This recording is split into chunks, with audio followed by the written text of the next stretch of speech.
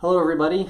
Coming to you again today from the guest room in our home, and wearing the shirt today. You're killing me, Smalls. Of course, this is a quote from one of the best baseball movies ever made, The Sandlot. And these last couple of days would have been the first few days of the baseball season, so wearing this shirt in remembrance of that.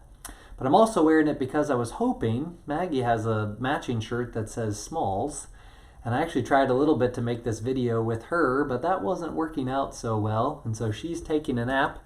I've got her on the monitor here. And it's just another example of part of embracing the desert is when things don't go exactly the way that we hope, that they're still going to be okay. And you know, if you're having a hard time embracing that fact like I am, and again, I've tried, then you know what? We're in good company.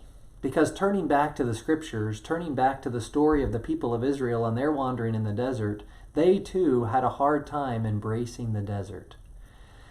They left Egypt. They were not just wandering aimlessly, but God himself was leading them. It said in the scriptures that during the day they were led by a pillar of cloud and at night by a pillar of fire. And so they were being led specifically by God. And yet they came upon an obstacle, the Red Sea. And they knew that the chariots of Pharaoh were not far behind them. And they began to complain to Moses. Here's what it says in Exodus chapter 14, verse 11. Then they said to Moses, "Because there were no graves in Egypt, have you taken us away to die in the desert?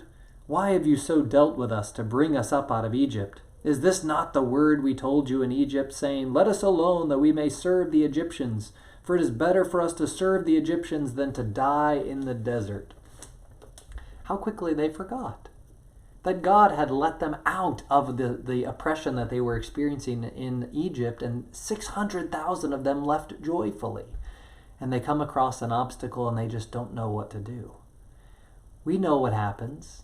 By the prayer of Moses, the Red Sea is parted right in front of them. And it says that they're able to cross the Red Sea as if they were on dry land. Not like it was soggy, like our lawns have been for the last couple of weeks. Thank God for the sun yesterday. But as if they were on dry land. And they were able to get across, and the chariots of Pharaoh were not. Fast forward even just a little bit longer, and the people of Israel are all of a sudden hungry. And it says again, and this time just 2 chapters later, in Exodus chapter 16, it says, "The whole congregation of the children of Israel complained against Moses and Aaron. The children of Israel said to them, 'Would we had died smitten by the Lord in the land of Egypt, when we sat by the pots of meat and ate bread to the full? For you brought us out into this desert to kill this whole assembly with hunger.'" They forgot the Passover. They forgot the pillar of cloud and fire that the Lord led them with. They forgot the parting of the Red Sea. And this had only just been over the course of a matter of a few weeks. And they were hungry. And they complained. And what does God do? He gives them manna and quail in the wilderness. They were able to collect the bread that they needed, the sustenance that they needed for the day. It might not have been the best bread. And in fact, Christ himself says in the Gospel of John that the best bread, the real heavenly bread, is his own very body and blood. That is the real heavenly bread. But at least this manna that they had was enough for their sustenance, enough to make it through the day.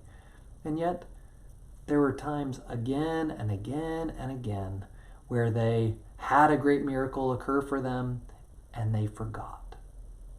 Brothers and sisters, at least I know I'm in that same place.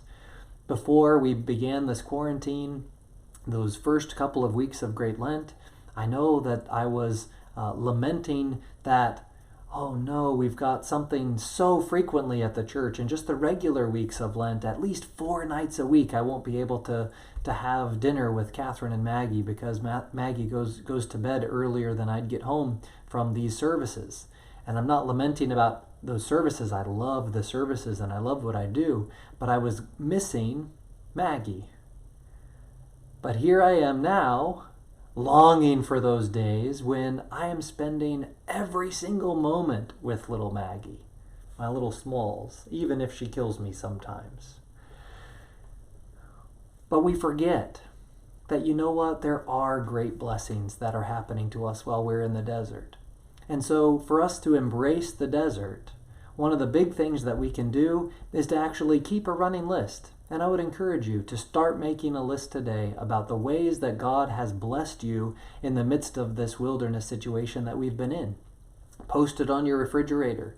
Ask the family perhaps every day, how has God blessed me today? How has God blessed us today? And keep that running list so on those days when it feels like it's just unendurable, that we'll be able to look and see and know that, you know what, God has been here with us. And lest we forget that his mighty hand is there, continuing to lead us, continuing to direct us, continuing to point us towards the kingdom of heaven, we need to have those reminders for us. So brothers and sisters, embrace the desert. Remember that God is still there. He might not be giving us exactly the stuff that we want.